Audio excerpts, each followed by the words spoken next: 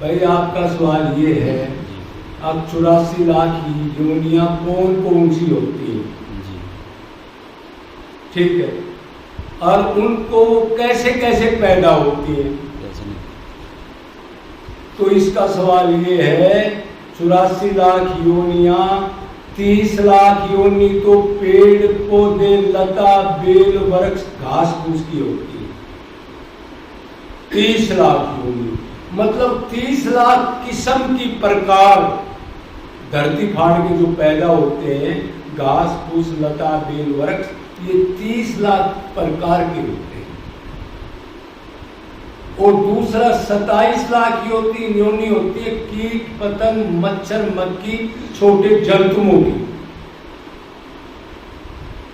और 14 लाख योनि होती है पक्षियों की, मतलब 14 लाख किस्म के शरीर।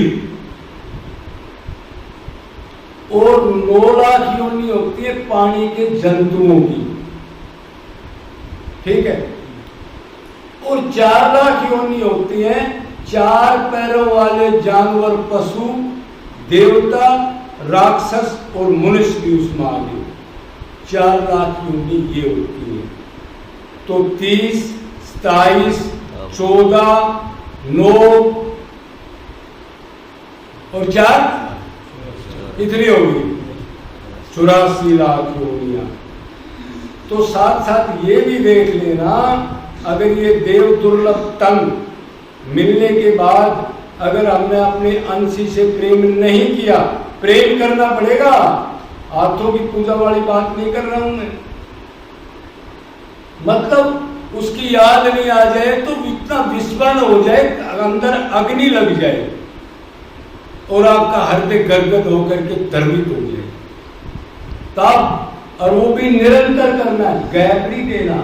मतलब मेरे से एक दिन कोई पूछ रहा था, अब महाराज जी कितने दिन में कल शुद्ध होगा?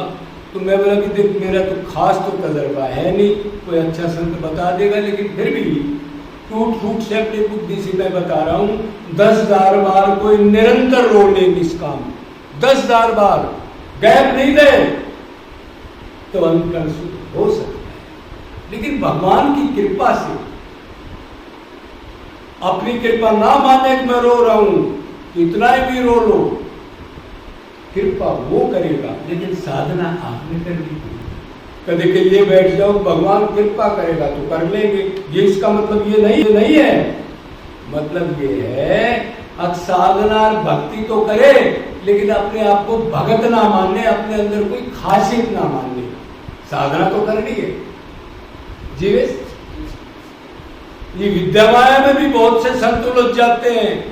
अब मैं ये बन गया, थोड़ी झलक लग गई, लोग उसको महात्मा कहने लग गए, कोई भगवान कहने लग गए, कोई फ्रिज ला रहा है, कोई गद्दे ला रहा है, कोई संत की मालिश कर रहा है, कोई सेंट ला रहा है, कोई घी ला रहा है, और वो फिर इंद्रियों का दास देश में चला जाए। ये मतलब नहीं है इसका। भक्ति करनी है लेकिन भगत नहीं मानना। कृपा किसकी माननी है? हरि और गुरु की, भगवान और गुरु की वजह से हो गया, मेरी कोई कमाई नहीं है। तो 84 लाख योनियां होगी। अब इनको पैदा होने की प्रकार, तो अब सुनो, जरायुज, अंडज, स्वदेश, उद्विज, नादस, बिंदुज, स्थावर, जंगम, जलचर, खेचर, नवचर, इतनी प्रकार से पैदा होना पड़ेगा इसी।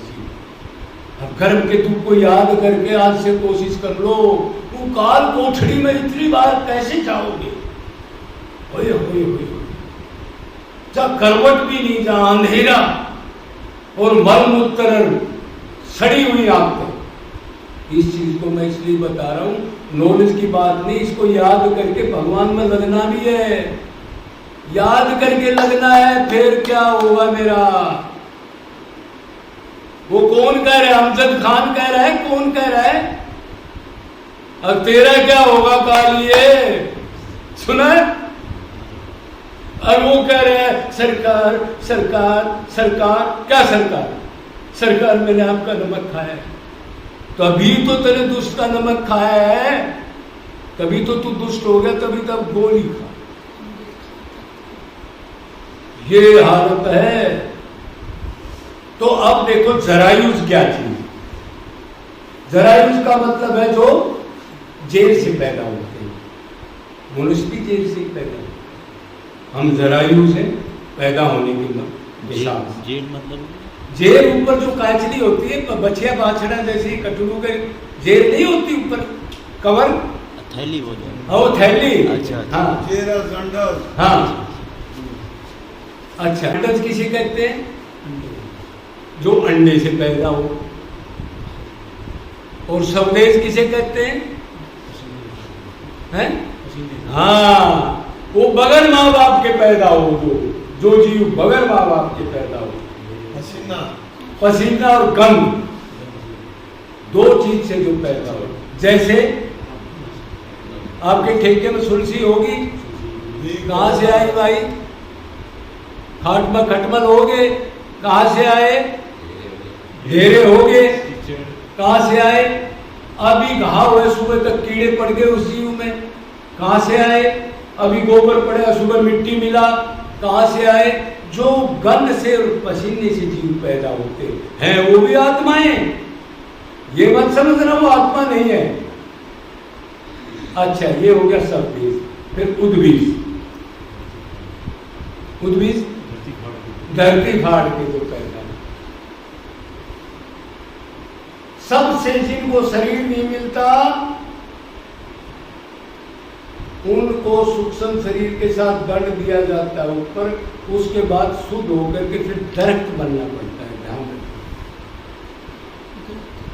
दरख्त घास फूस कोई काटो, कोई ऑब्जेक्शन नहीं, कोई मारो। वृक्ष है उद्भिज में आकर तो उद्भिज योनि ये होगी, धरती फाड़ के जो पैदा हो। इन सारी योनियों को दो टाइप में ले लिया, स्थावर और जंगल। तो स्थावर में कौन आ गए? पेड़ पौधा जो स्थिर रहते हैं, और जंगम जिनके पास आंख कान नाक पैर है, जो अपनी चीज को छुपा ले, गर्मी सर्दी से बचाव कर ले, कि पतंग कोई भी दरख्त को छोड़ ले। स्थावर जंगम। और पहले दो प्रकार थी, एक नादज एक बिंदुज। बिंदुज तो आज भी है। पिता का रस, माता, पिता का वीर्य, माता का रस से जो जीव पैदा हो उनको बिंदुज कहा जाता है। और एक पहले नादज से, किसी यज्ञ से, किसी संत के आशीर्वाद से, आजकल ऐसा नहीं है कलयुग में, कहीं कहीं होगा, लेकिन पहले बहुत चीज ऐसे हो जाती थी। वो दो प्रकार ये हैं। तो इतनी प्रकार से 84 लाख के जीवों को पैदा होना पड़ता है, यातनाएं सहनी पड़ती हैं, जिसका जितना टाइम हो, कोई एक दिन के लिए भी पैदा हो सकता है, कोई